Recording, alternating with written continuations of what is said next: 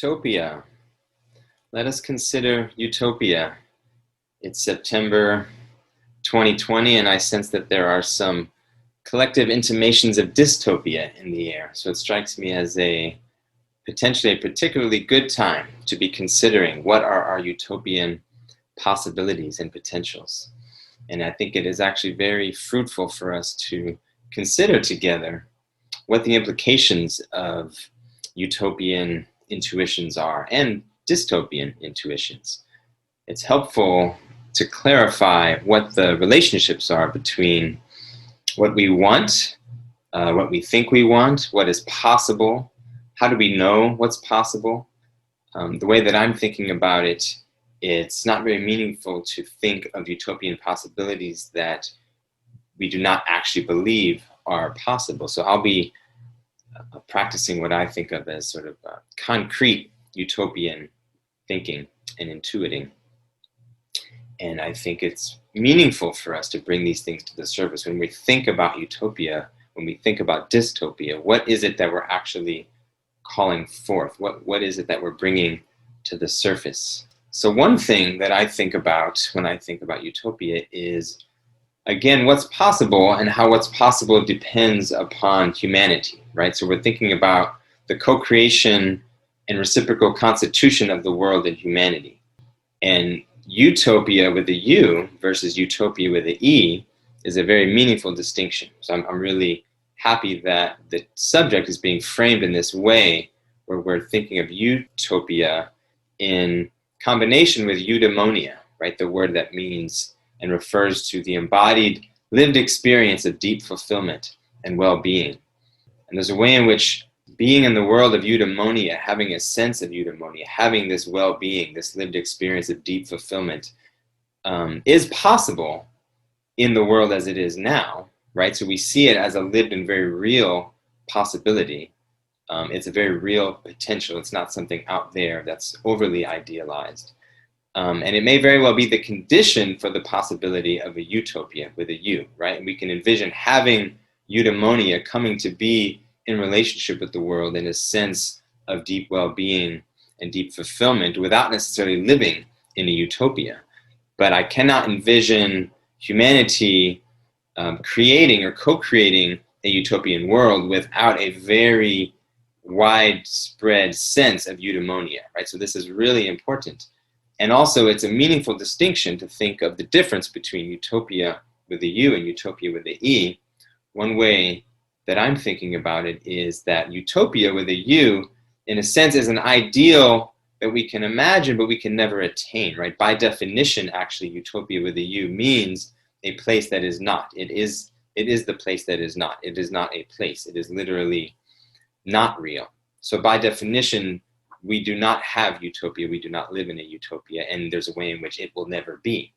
Whereas utopia with an E, I actually am trying to think of as a very real potential, a very real possibility. We want to actually envision what is possible for us to live into as human beings, but there's a way in which it might be real, but we actually can't imagine it fully, right? So utopia with a U would be something we can imagine, but it's not really connected to reality. Whereas utopia with an E is something that is very much connected to reality, and we see it as a potential of humanity to grow into, and yet we can't fully imagine it precisely it's because it's beyond the horizon of what we now know. So when we're thinking of utopia, when I'm thinking of utopia, not thinking of a different world or a different kind of human, right? I want to consider the conditions of possibility within what we know about the world as it is and humanity as it is. So we're thinking about a transformation of humanity in the world, but not a transformation of the world or of humanity fundamentally, right? I want to really get into what's really meaningfully possible for us.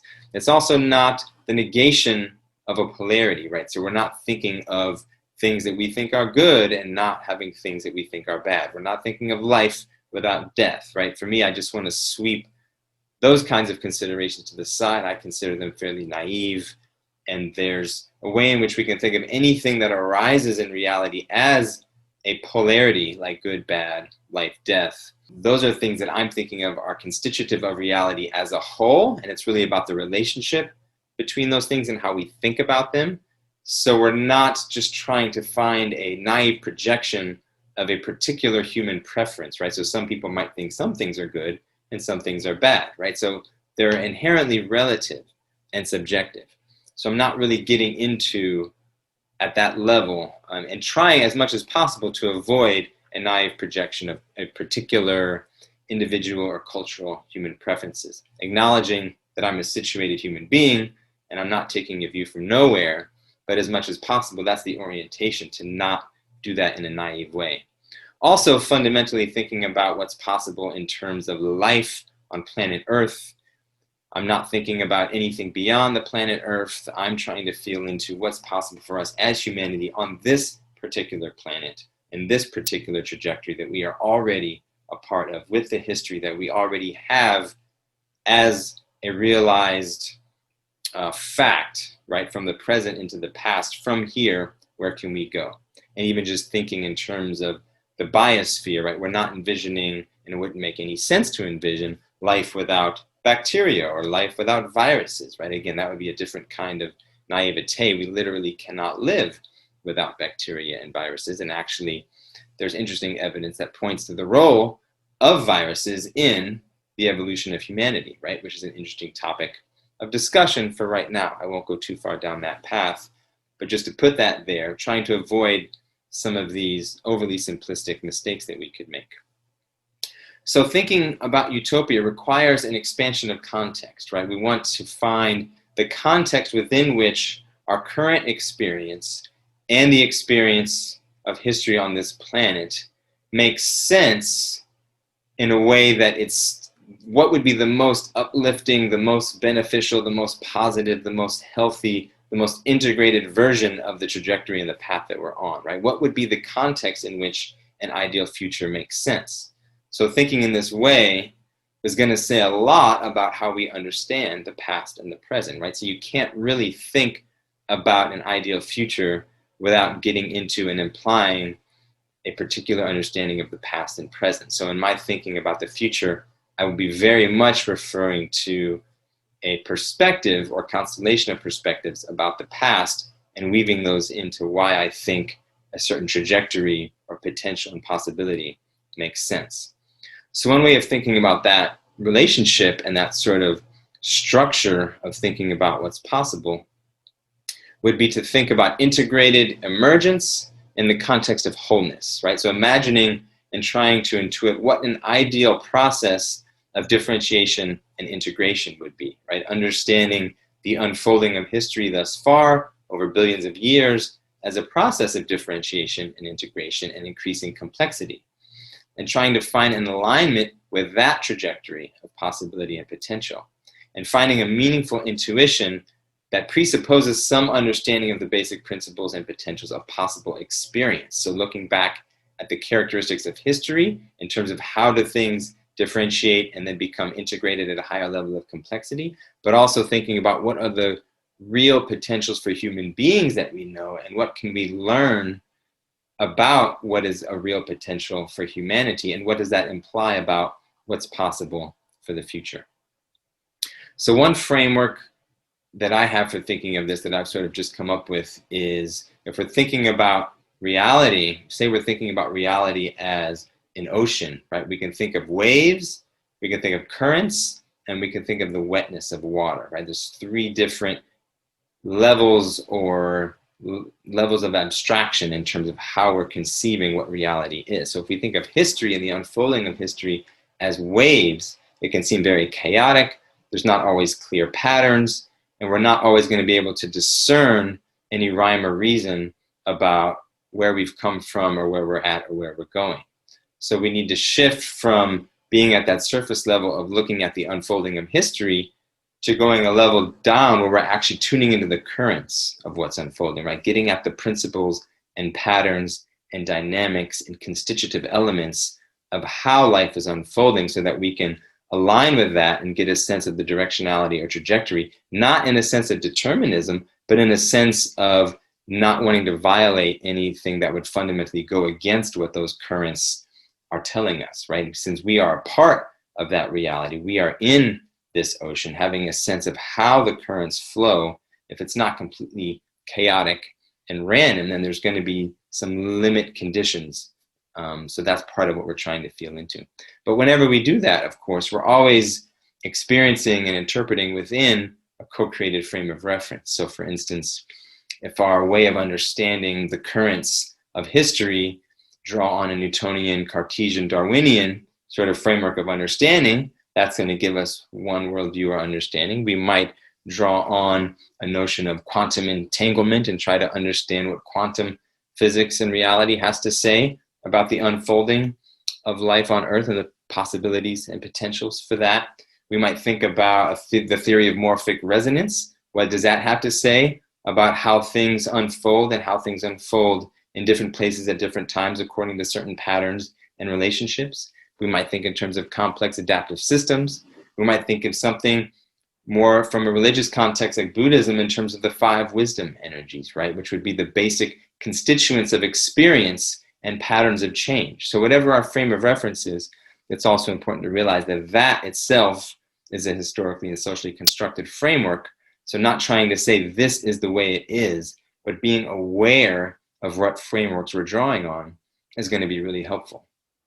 Because for instance, thinking about something like the energies that are unfolding and trying to look for patterns and currents in those energies that are unfolding, one point that I'm going to try to make is that it's not deterministic, and it actually is very much implied how we relate to those potentials and possibilities, however we frame them, whether we frame them in terms of morphic resonance or complex adaptive systems or energies unfolding.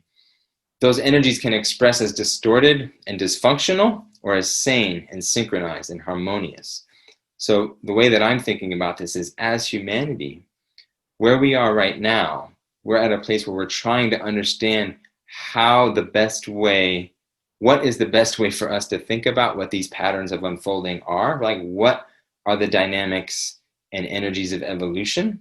How can we understand them? But also, how do we actually co-create them and align with them to make whatever the range of possibility is unfold within the most sane and synchronized and harmonious way possible, right? So that's sort of our role in thinking about utopia, even thinking about what an ideal future portends, is actually a way of taking on the role of the steward of that process, right? So that's the way that I'm looking at it, is tuning into what does it mean to be a steward of the process of unfolding? What can we understand about that unfolding? So again, this has a lot to do with the potentials of human experience. So beyond, if we get beyond getting lost in the waves of history, which may seem chaotic, and if we come upon what we think are maybe some of the best possible frameworks for understanding the currents and patterns of how things unfold, the best that we're able to at this time, there's also just this fundamental human experience of the wetness of water, right? And waking up to the wetness of water, waking up to the quality of reality itself, is something that we see across human traditions, across geography and time, this capacity to actually wake up to the nature of reality in a way that fundamentally shifts our frame of reference and shifts our frame of reference for how time unfolds, but also shifts frame of reference in terms of our relationship as a part to the whole of reality and our relationship to understanding what's possible for humanity.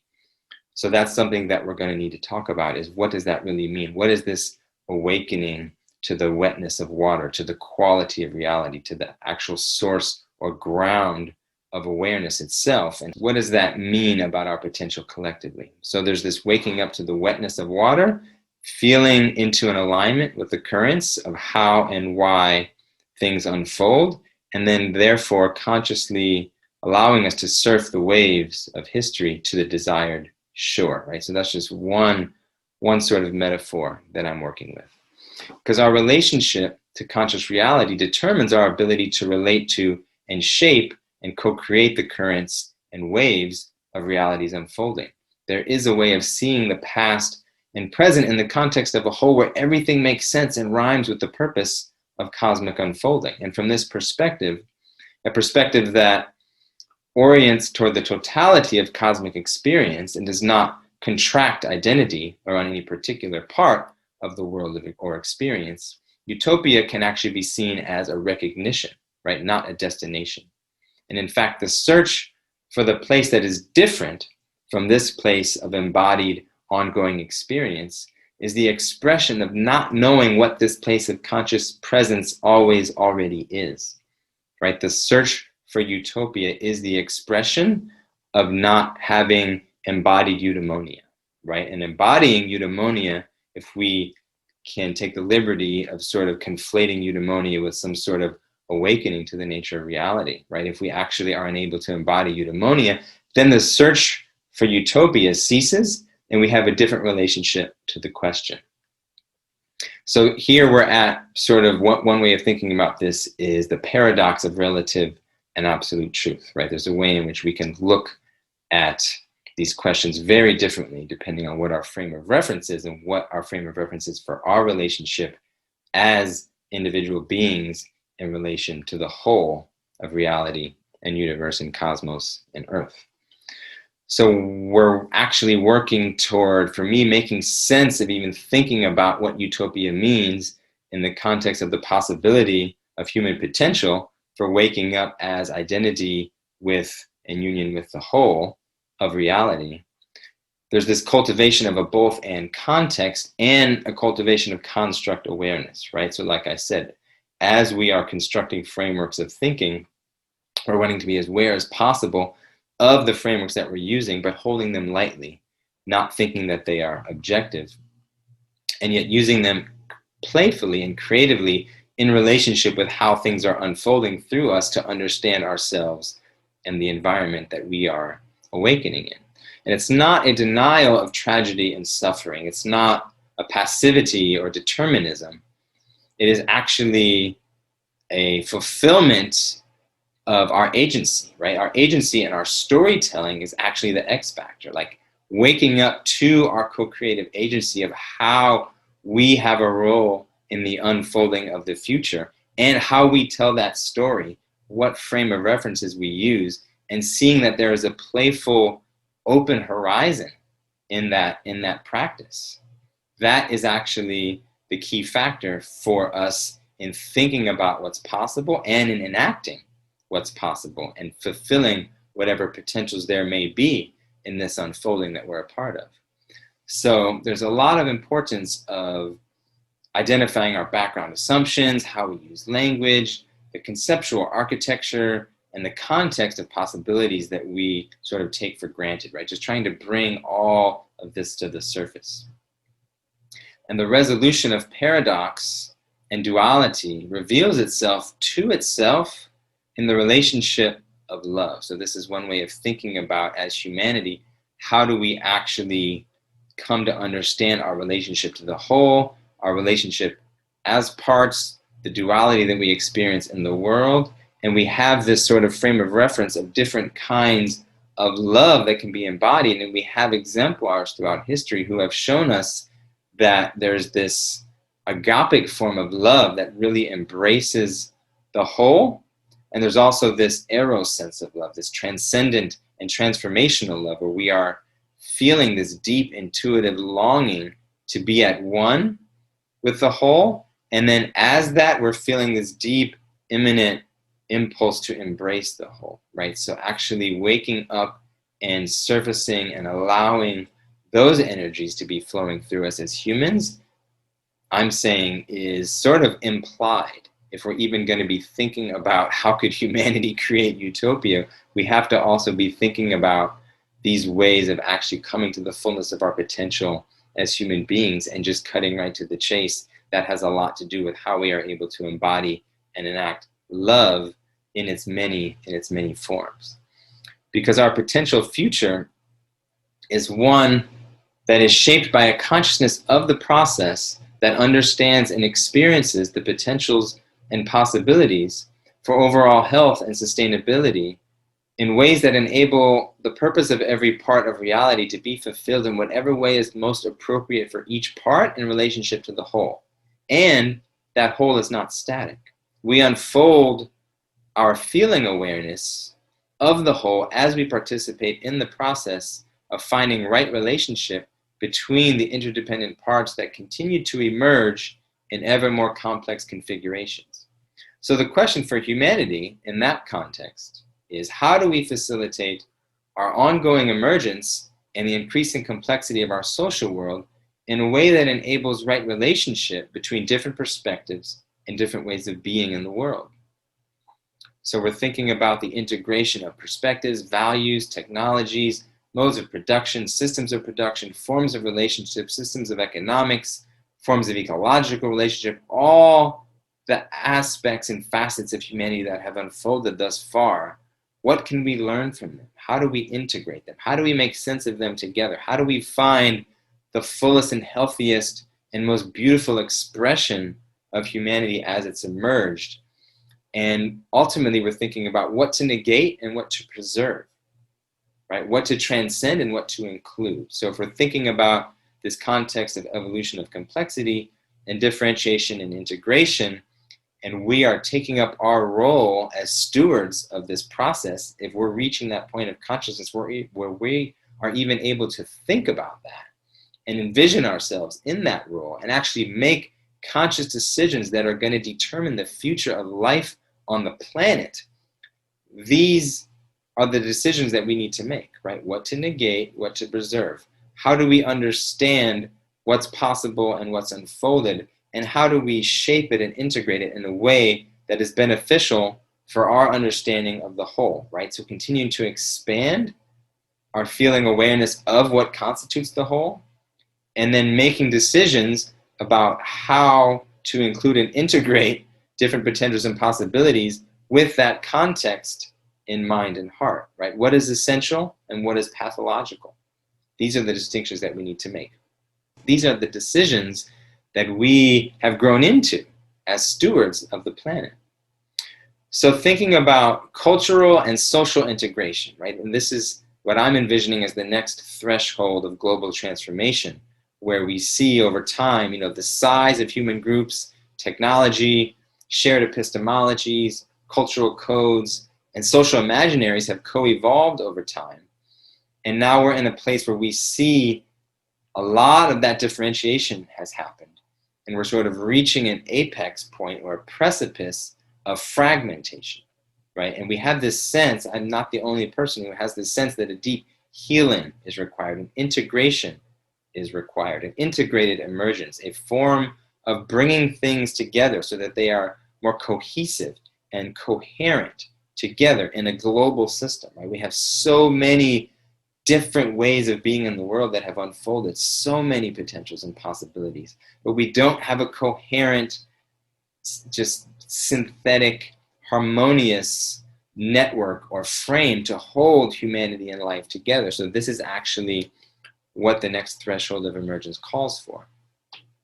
So when we think about what would be the constitutive parts of this integration, right, we can think in terms of the major epochs of humanity. We can think about nomadic hunting and gathering cultures, and thinking about what would be the qualities, what are the essential healthy qualities that we would want to integrate into a global humanity of the future. So when we think about this very long period of time that humanity lived on the planet, we think about community cohesion, relational attachment, environmental attunement, right? These are just a few of the qualities that we could associate with this very long period of nomadic hunting and gathering that we've actually moved really far away from. And this is a really essential part that we want to re-include and reintegrate and reimagine.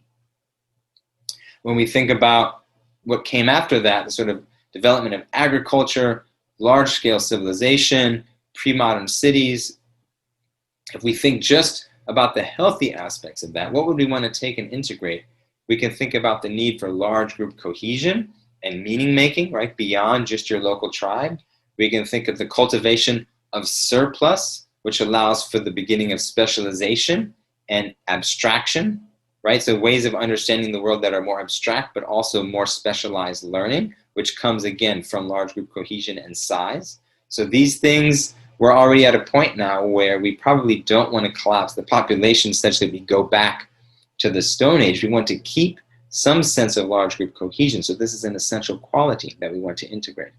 When we think about the emergence of industrial technology and the modern world, we think about increased individuation, so even beyond what was available before, a sort of specialized learning and scientific inquiry. So we're thinking of the best of monastic life and university life, like that deep scholastic tradition of deep inquiry and the deep insights that we've gained from the sciences, right? We want to keep that methodology, we want to keep that possibility, and we want to keep the healthy aspects of individuation, where we actually are all able to recognize ourselves as unique, beautiful individuals, unique expressions of this life force, unique expressions of nature on the planet Earth.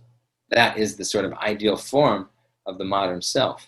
And when we think about what's emerged more recently, the so-called postmodern world and digital technology, we can feel into this sense of a global transnational unity, right, of multicultural equity and mutual understanding, and a sense of cosmopolitanism. Right? This is the best of what I think the postmodern impulse has to offer, and it's definitely something that's pulling us into a cosmopolitan and global future. Right? So these are the parts that we need to find a way to integrate. And where this would take us could be potentially, one thing I can easily envision, is a network system of communities that span the globe, right? So having network communities that have a depth of relationship and attachment to community and land, like our indigenous ancestors and elders, knowledge of regenerative agricultural abundance and stewardship of earth and animals, opportunities for deep learning and specialization and paths of individuality, and supporting a globalized, cosmopolitan, nomadic cross-pollination of decentralized communities and unique gift-bearing individuals, right? So this is just one general form of what could be in our future if we actually brought these things together. And I think we're actually seeing some experiments in living right now, which are attempts to bring these things together in sort of smart villages that would be networked, connected to other communities around the world. And we're also a part of this, though we can't just focus on the positive. There's a lot of negative social pathology that we need to deal with if we're going to actually make something like this work.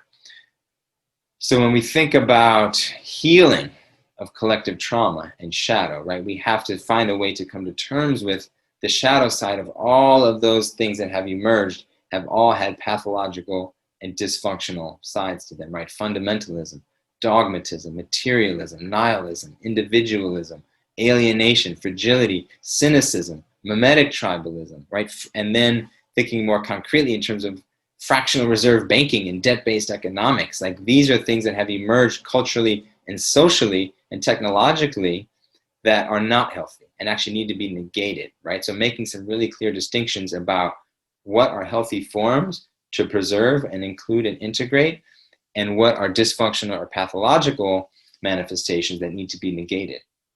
And many of these things may or may not have been historically necessary, so it's not really about going back and judging the past or saying what could have or should have happened.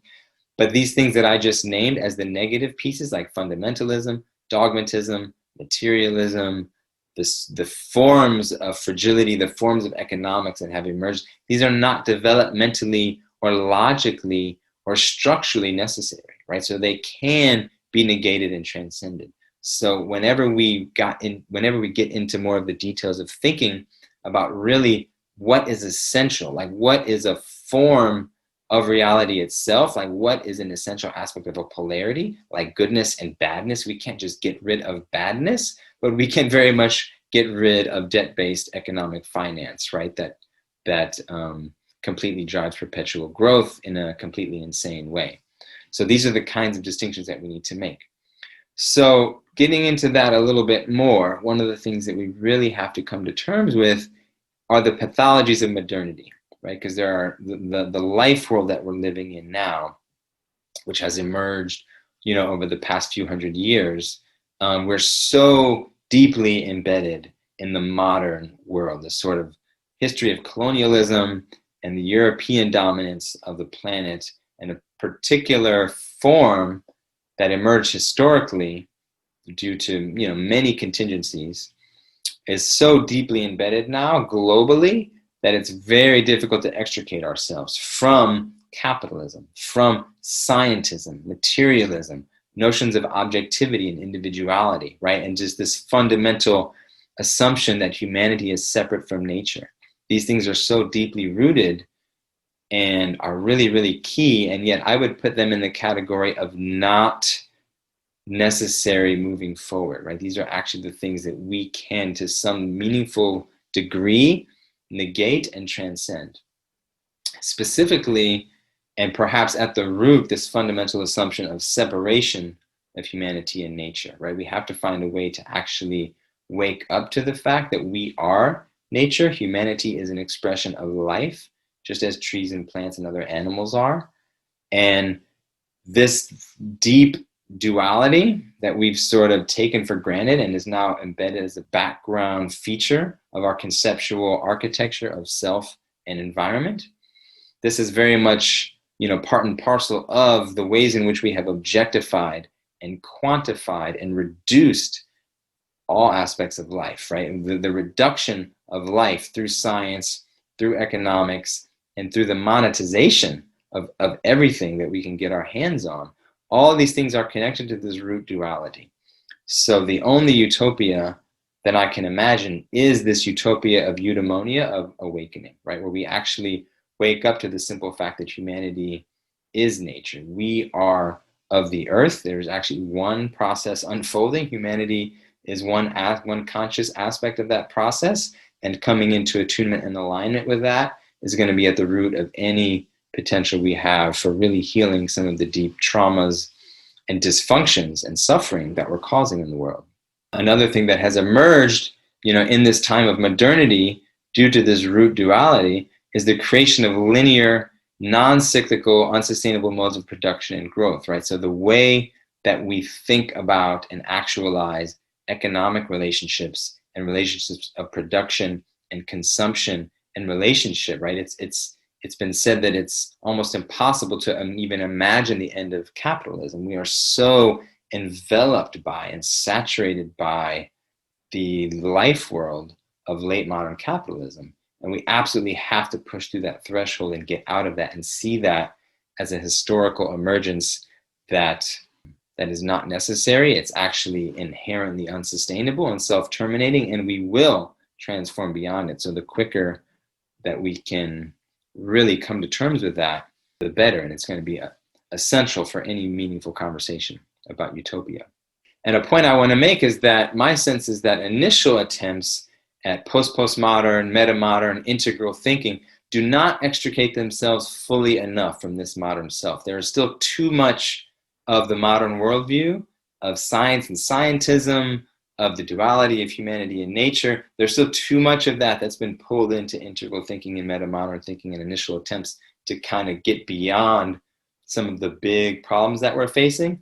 I sense that we're not going deep enough yet. We really have to get more at the root of this duality to really resolve some of the issues that we're trying to resolve. Conscious capitalism, conscious consumerism is not going to do it, right? Neo-Darwinian understanding of evolution and development is not adequate, right? Corporate science of big pharma, for-profit medicine, competitive patenting, rivalrous research and copyright law, and all the bureaucratic infrastructure of our contemporary modern life world. It's just this all of a piece of fundamentally, deeply, inherently unsustainable and unhealthy, and it's rooted in this conception of self and duality between self and world. So we have to take the depth that we need to go to the root of our problems, I think, much more seriously if we want to meaningfully think about a utopian future. And we have to take much more seriously the individual exemplars who have been showing us that and telling us that for millennia now, much more seriously, and reintegrate that religious impulse of awakening and that religious potential for non-duality into our social, economic, cultural, historical understandings of what's unfolding. And just as we need to take a critical eye to the modern world and modern culture, we also at this point in time need to take a critical eye to what's emerged in antithesis to that, right? If modernity is a form of thesis of how to shape the world, postmodernity has emerged as an antithesis to that, as a critique of that, which has led to its own problems, which are not really resolving the crises of modernity. So now we are ripe for an actual synthesis, right? So that's another way of sort of framing what's unfolding right now. We need to get beyond the tensions and dynamics of thesis and antithesis and the ultimately unsolved problems that we see emerging in the culture wars between modern and postmodern worldviews, and think through what would really be a healthy integrated emergence beyond postmodernity, right? So one thing to think about with postmodern culture is its relation to individual and group identity. So there's ways in which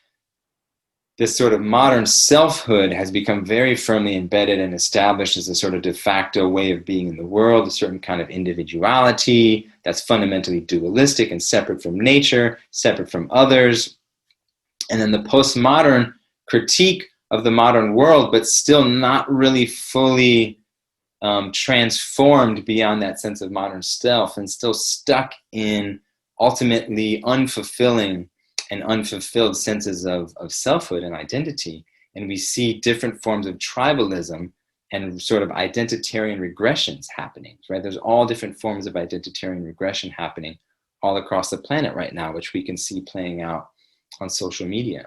And one way to think about this in relationship to postmodernity is that when everything is deconstructed, we're in danger of falling back on our subjective emotions and as our connection to what is real, right? So if we don't really have faith in social superstructures or social narratives of what is real, we sort of fall back on our own subjective emotions. And this can lead to an ideology of subjective feelings and an over-reliance on our sense of identity to ground us, right? And then if our sense of identity is not seen by the environment or by others in the way that we feel it, it is then perceived as a violation, right? So we have people feeling violated and victimized, and are therefore in this way of being in the world that is a little bit fragile, right? Because they are thinking of themselves as this particular identity that they're trying to construct, whether it be in relation to a group or a race or a subculture or just, their gender, or however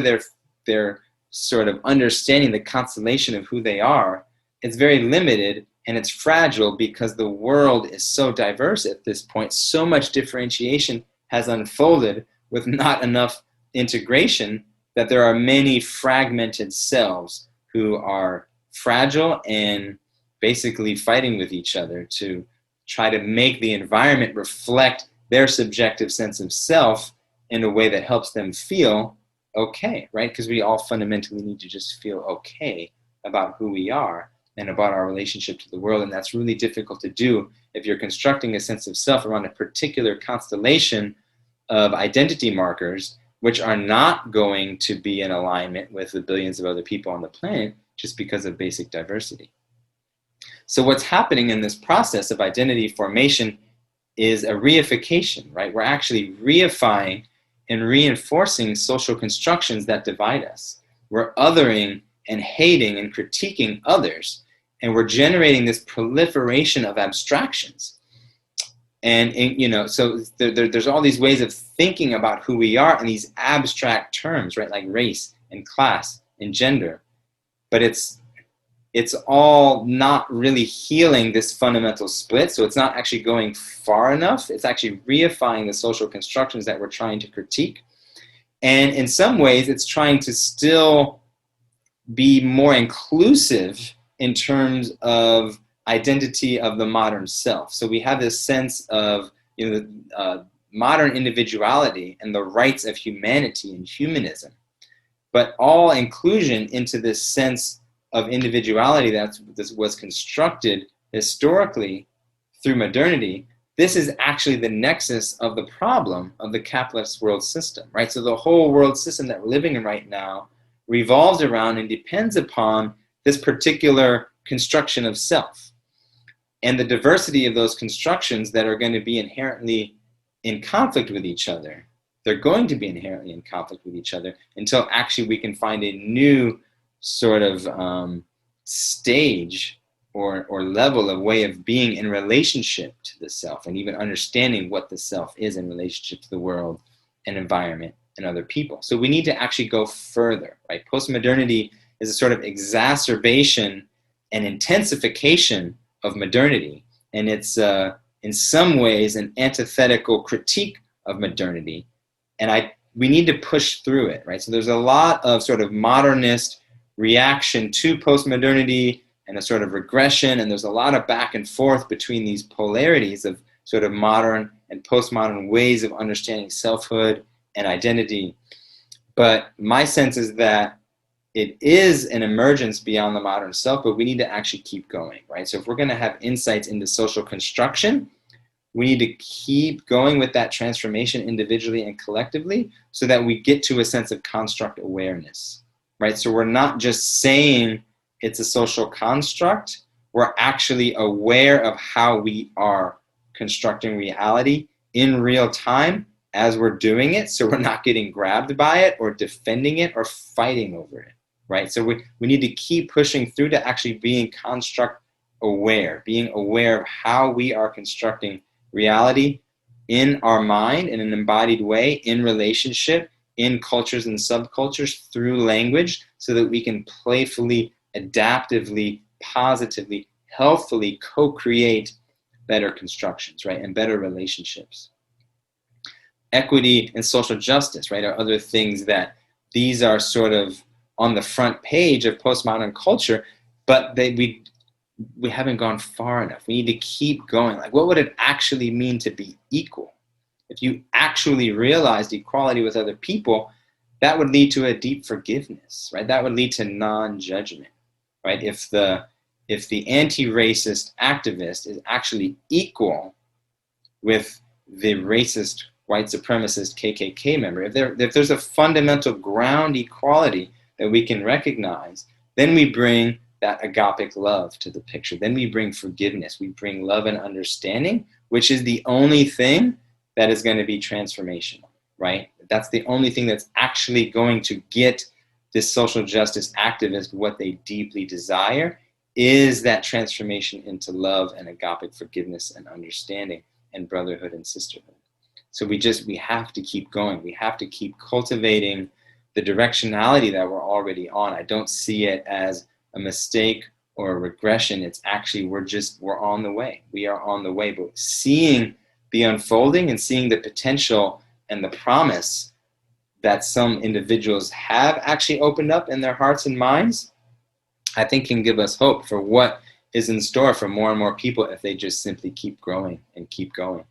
So this sense of solidarity that can come from that forgiveness and agapic love, from going further in terms of equity and equality, from going further in terms of how we're constructing reality, I think this will allow us to prioritize solutions that affect everyone, right? So when you really wake up to ground equality, when you're really feeling into your awareness of ground equality of other people, regardless of what their abstract identifying markers are, or even what their ideologies and beliefs and thoughts and actions are, if you're still awake to ground equality in the face of that diversity, then we enact solidarity, right? Then we can actually find a solidarity amongst more people where we can prioritize solutions that really affect everyone. So instead of focusing so much energy on issues that affect some of us more than others, or that actually blame some people for whatever some other people are experiencing, if we could just get to a point of solidarity around basics like water,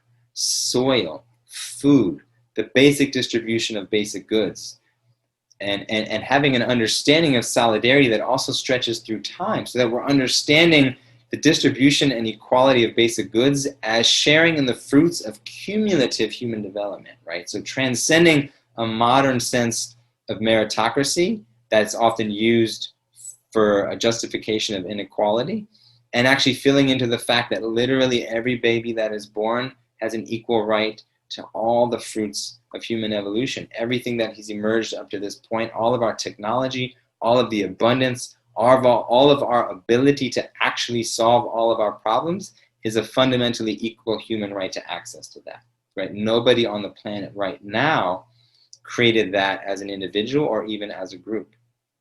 So these are the kinds of conceptual shifts that we have to take. And there's a part of me that senses that we're really not that far away. Many of us are on the cusp of these kinds of realizations. Many of us are right on the precipice of simply waking up to and actualizing these very simple intuitions, which can completely transform our relationships with each other.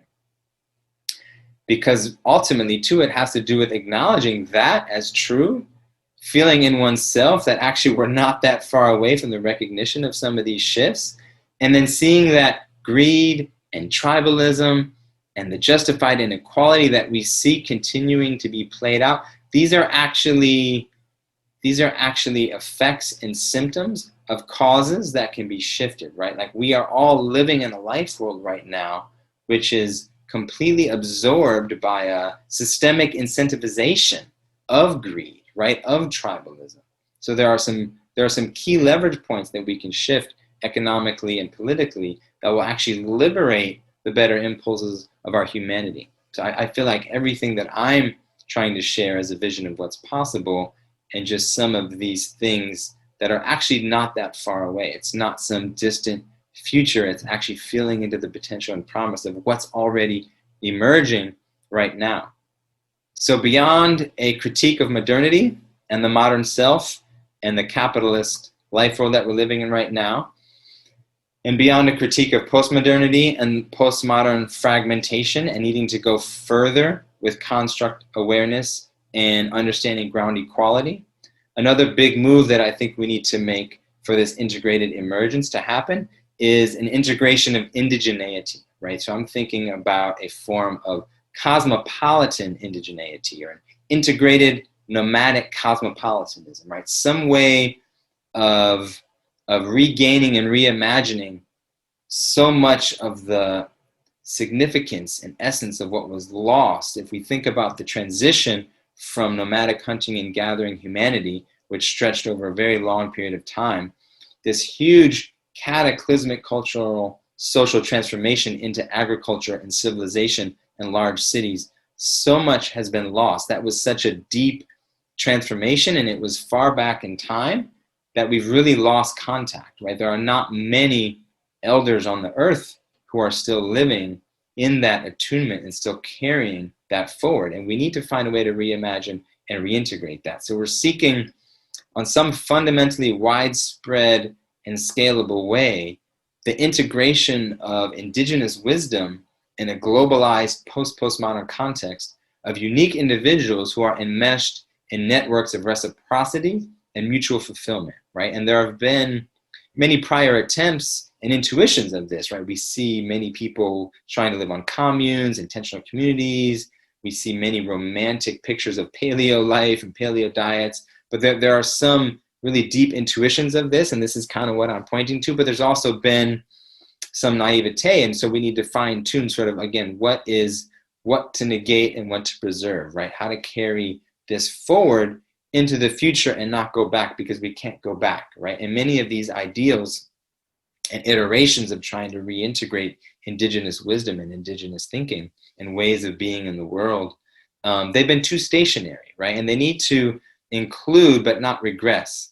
And I see, as I mentioned before, there are some exciting new iterations that are developing now that I think are maybe more intentional and more future facing, instead of trying to regress or go back to some sort of Stone Age living. Because the reality, I think, for most of us in the 21st century, we don't all want to go back to being farmers, right? We don't just want to go have a plot of land and stay there and try to somehow recreate a tribal community out of 150 people, many of whom we don't actually know that well. Like, that's actually not possible. We don't all want to just be farmers. We do need a lot more people to farm. We can integrate organic and regenerative farming as an aspect of many, if not most, if not all of us. I actually really want to emphasize that. I think small-scale, decentralized organic farming is absolutely key and crucial, and focusing on the health of the Earth's soil.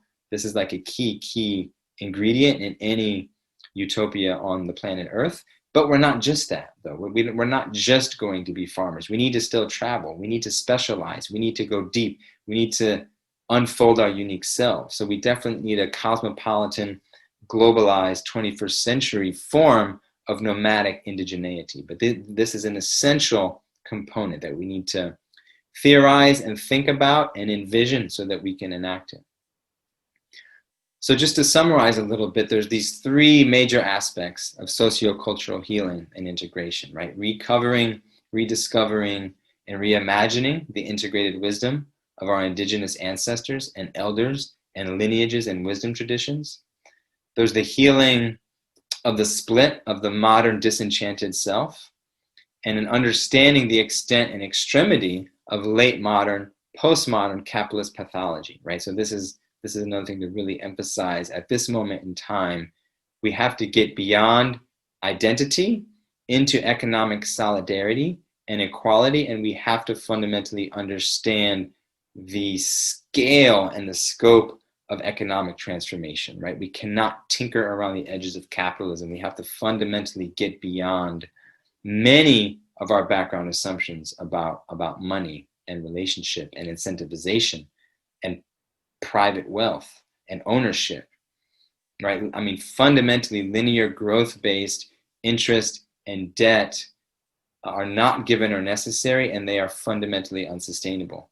And I think there's a move that needs to happen. Right now, we see things like universal basic income and modern monetary theory and technological solutions, right? There's a lot of energy moving in that direction, and that's good.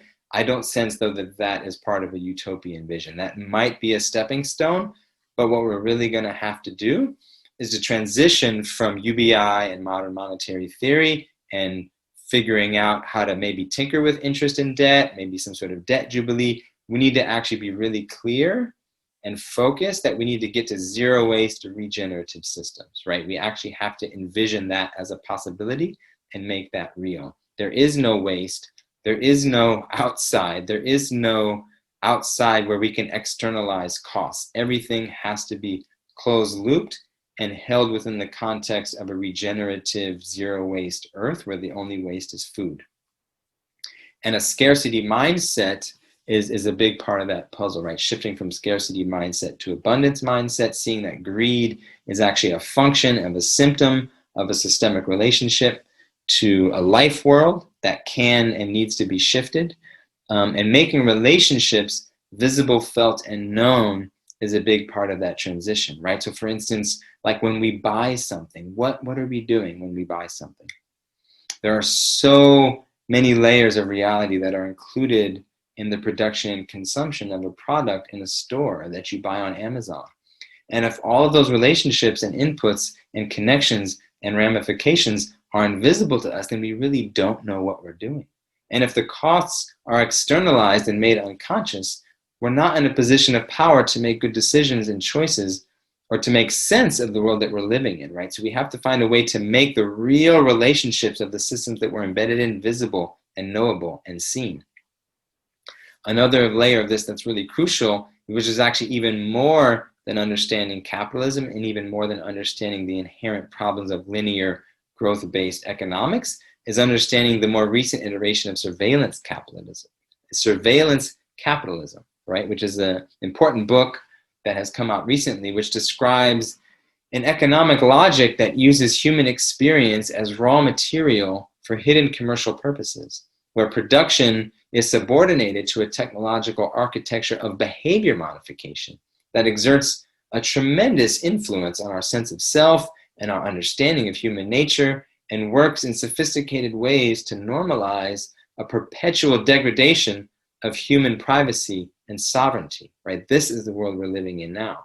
And we need to liberate technology from the taken for granted dominance of cultural manipulation and profit seeking, right? We actually conflate the power of technology with the power of power, which is oriented toward making money off of us, right? And when technology is liberated from capitalism, it's hard to even imagine what's possible. So recognizing the scope of our economic problem is huge, and seeing that the way that our experience is being digitized right now, it's very unprecedented, and we need new frames of reference like surveillance capitalism to even begin to think about it, right? Looking at Facebook right now and shopping on Amazon right now is analogous to, being an indigenous American looking at ships on the horizon, right? We have no frame of reference for knowing how to respond, and we're not responding well, and we don't want to have a similar outcome. We need to actually be able to think more deeply and look to bigger contexts to make sense of what's unfolding. And all of that points us to education, right? So I'm going to wrap up here with a sense of how we need to reorient toward learning so that we can enact some of these possibilities, and the connection between education and spiritual awakening. Because utopia with an E, right, it is a conscious co-creation of reality, right? So as I said, it involves us becoming construct aware, and also that's educationally aware, right? Because we're always constructing reality and we're always learning. We're always educating. Everything is educational. Every experience we have, we are learning and getting something from it. So what would it look like to actually engage life consciously so that we are constructing our reality with some awareness, and we're actually aware of how we are educating ourselves and other people all the time? And again, if we look at history, we can see the relationship between how different forms of education have co-evolved with different life worlds, right? So if we look at prehistory, we look at community-based embedded learning for millennia, right? And that's, we need to find a way to integrate that sense of you are with your community and you're always learning. You're learning by doing with elders, with people of different ages. When we look to sort of pre-modern civilization, jumping ahead to more recently, you can see something like the schoolhouse, and you still have some aspects of that community life there where you have mixed ages, it's localized, but you're starting to get away from the meaningfulness and the embeddedness in life, and it's actually becoming more abstract and more separate as a training, right? And we start to get more dysfunction in the system. Then if we look at modern schooling, which essentially was a form of social sorting, which is completely taken from military imperatives and basically creating conformity factories, right? Look at the history of public education. It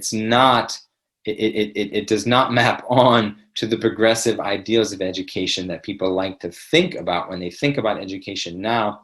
It's very different from the impetuses and intentions, the very explicit intentions of modern sort of industrial age schooling. We're not aligned with our postmodern layering on top of, equity and literacy. And literacy is actually going down as a result of our educational structures.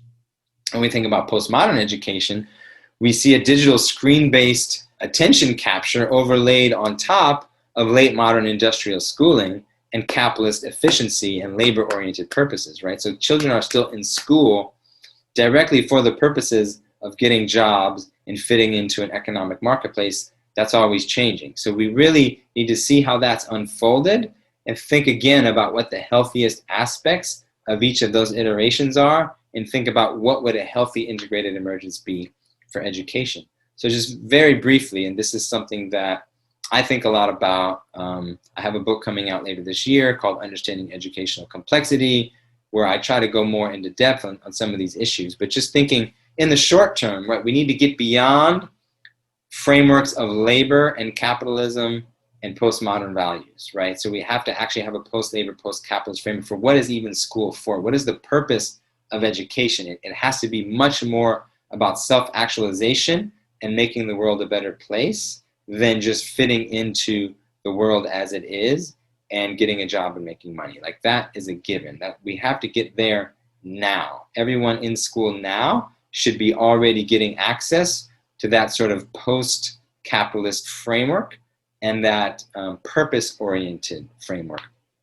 And in the long term, again, education needs to be embedded within these networked communities of decentralized agriculture, energy production, and educational transmission rooted in purposeful and meaningful work with opportunities for cross-community collaboration, travel, and specialization, right? Where education is at the center of human life of these communities. Because we are more construct aware, we are more educationally aware, and we are more intentionally raising our children and oriented toward life as a process of growth so that we can facilitate the stewardship of the planet, right? It all loops back together.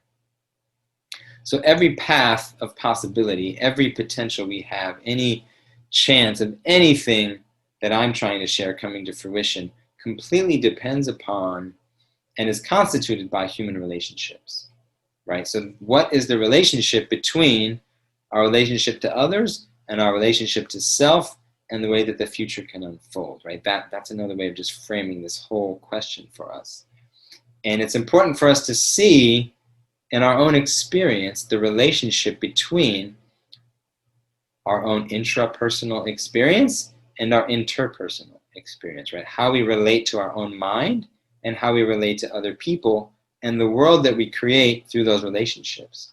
So for instance, if I am identified with my thoughts, if I actually, think I am like the thoughts that I'm having and I identify with them, I'm more likely to defend them, I'm more likely to engage in strategic communication and manipulation, right? Where I'm trying to get what I want because my thoughts are what are right, and I'm therefore in conflict with the thought realities that other people are having, right? Whereas waking up to understanding how to enact non-strategic communication, how to actually engage in relationships with other people that are oriented toward genuine inquiry and dialectic dialogue, where we're honestly, openly inquiring into a situation to find a new creative answer, maybe that I don't already have, if I'm not already identified with whatever is coming through me, but I'm actually in a process of openness and search in relationship with other people. There is very much a relationship between being able to do that and having an understanding of emptiness of self, right? Where I'm not overly reifying who I am or my sense of self, and I'm more loose and relaxed and open in my relationship with whatever thoughts I experience. And in seeing the self as open and diaphanous, seeing the self as a verb or a process, we touch the sacred ground of being that reveals the emergent energy of ourselves and others, and we establish conscious contact with the sacred presence of others, right? Not just humans, but everything. So getting in touch with that in myself, opening up that space in myself where I'm relating to my own thoughts in a more open way, I'm then in contact with a space that also is giving rise to other people's thoughts, right? And my connection to them is shifted, the way I communicate with them is shifted, and then all of the possibilities that I'm trying to share just a little bit of here, then they actually become possible. Then they're concrete, they're real. They're not utopian with a U, they are utopian with an E. So this is just another way of saying, too, that there's a rehumanization that we need to enact. We need to actually wake up to the fact that it is a sacred world. We're not trying to create a sacred world in the future. We are living in a sacred world of sacred beings who are sharing sacred stories, right? So the recognition of that reality as it is the condition of possibility for the enactment of any utopian future that we want to create. And another sort of leverage point to enact this is just listening, right? Listening is a way to truth and solidarity, and trying to hold all stories and allowing the holding of all stories to reveal the indelible equal sacredness of each person, right? We have to listen to each other. People on different sides of polarized ideologies need to get beyond the abstractions and the language games and actually hear the concrete embodied stories of the actual human beings, and therefore be in relationship to them concretely in reality. Like, what is your life experience? What has happened to you, right? We need to bring it down. So much of our interaction and relationship it's too abstract, and it's at the level of discourse where mimetic conflict happens. And there's a growing down that needs to happen where we're in relationship with each other's concrete lived experience. The modern mind has mastered the art of abstraction and categorization. And the postmodern mind is losing itself in a labyrinth of labels and language games and symbols and signifiers that are forever sliding and changing while unconsciously confining and categorizing and boxing us into constructions of self and other that fail to liberate us from the confines of our social worlds and the inequalities we continue to reinforce and exacerbate. Abstract, reductive, totalizing ways of explaining people is not the way. The way is listening to the truth of experience and empathizing with experience and holding and healing the whole of human experience. Human diversity means fundamentally perspectival and experiential diversity. It's not a collection of people who look different but need to conform to particular values, right? This is an insight the postmodern mind needs to grok. The earth needs rainforests and deserts and grasslands and coral reefs and raging rivers to maintain homeostasis and balance and beauty. A vision of multicultural and multi-ethnic bodies and phenotypes all aligned with a liberal or progressive ideological homogeneity is not human diversity. Humanity has such a spectrum of possibility beyond what we're seeing playing out in modern and postmodern frameworks and frames of reference. We need to focus not on conformity or ideology, but on process. The process of education and the process of emergence, and what will enable healthy growth as opposed to being focused on any particular outcome or conformity. I say this a lot in reference to education, and it's true in society at large that attention to process leads to exceptional outcomes, whereas a focus on outcomes leads to a distortion of process and a loss of quality in both process and outcome. That's a super important point when we're thinking about education systems, and it's a super important point when we're thinking about actually enacting a utopian world, because we can't be willing to sacrifice the qualities of our actions or relationships in the name of a utopian vision or a future ideal. Rather, we actually need to sacrifice our visions and utopias in the name of living in the light of love and sacred connection with every step that we take from here to eudaimonia, right? Finding the way to collectively engage the process is the goal, and the goal is an unfolding path, right? It's actually this, and this is why it's actually very real and possible, and this is actually what's happening. Utopia is the ongoing expression of fulfillment and purpose, and it can be glimpsed from a view from within that participates in the ongoing revelation of relationship with a whole that maintains an open horizon, right? So we are a part in the whole, and the whole is open and unfolding. So purpose, like now we're getting at the connection between how we can unfold utopia and what our human purpose is. Purpose is always understood in the context of an unfolding context, right? Like if you think of the purpose of a caterpillar or the purpose of a fetus or a baby, there's this context of growth. And our history can be retold as the unfolding of a natural process, right? Like an acorn to an oak, or a caterpillar to a butterfly, or a child to an adolescent to a wise elder. These things have purpose. There is a directionality to them that can be seen and known and understood in the broader context of their existence. Our inability to see and understand the purpose of humanity and of the earth is simply due to a lack of proper context. When we see that we are nature unfolding as other natural processes, then we can see that utopia with an E is simply the fulfillment and fruition of a natural process that we have the opportunity to consciously co-create. See, utopia with a U, again, is a place we can imagine, but we can never be there by definition. But utopia with an E is the place that we cannot imagine fully, just like a baby cannot imagine what is on the other side of the birth canal. A caterpillar cannot imagine what it's like to be a butterfly. But it's a very real possibility, and it actually is where we're going, and it's what we're being called to create and bring to fruition.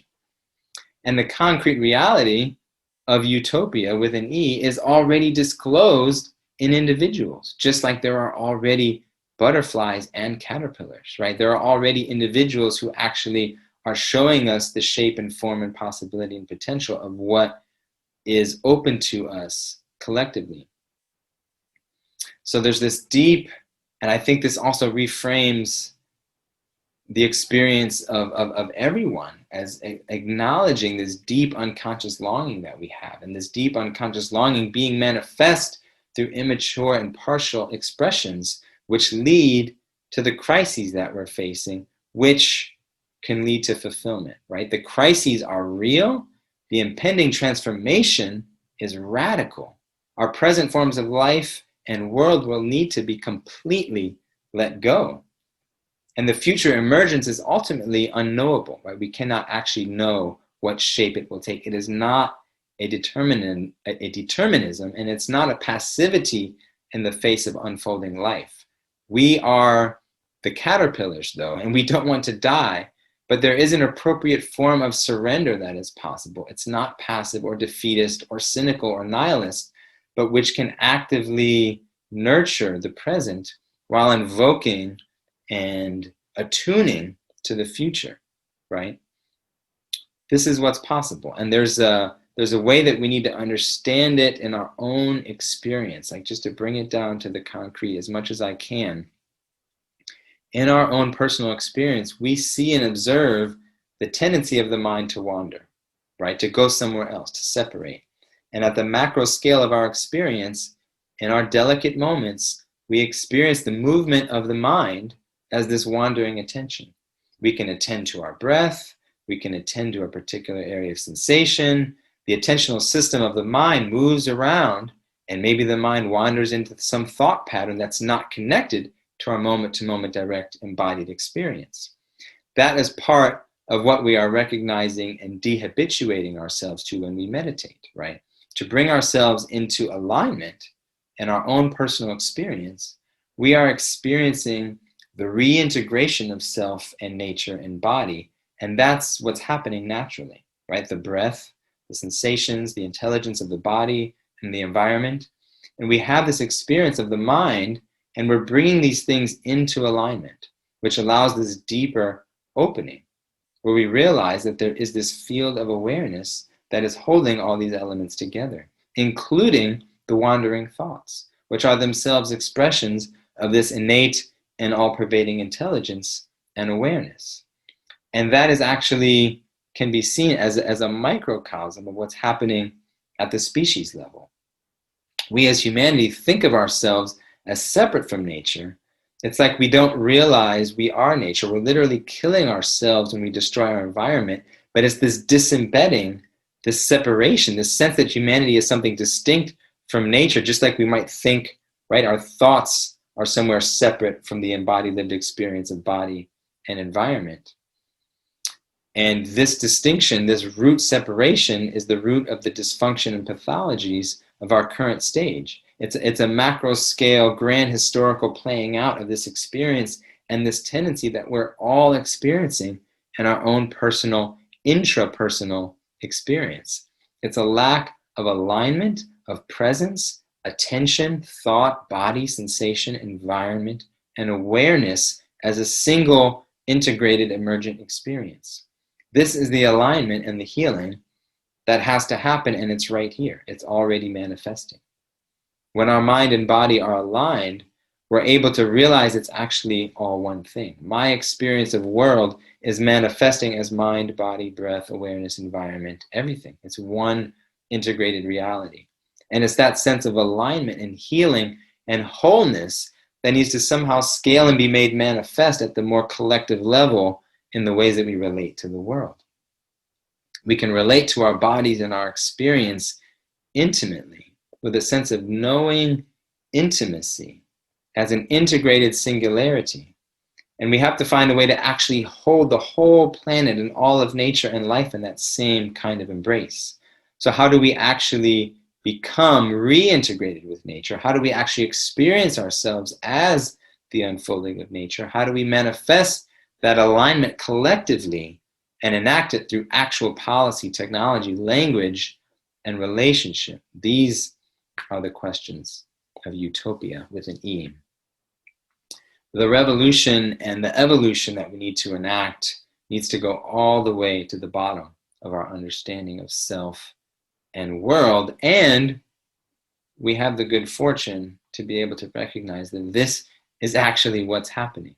Whatever else we may think is going on, this is actually what's happening. As Yeats said, there is another world, but it is in this one, right? It's right here, always already, just waiting to be recognized. And as Arundhati Roy said, another world is not only possible, She is on her way, and on a quiet day, I can hear her breathing.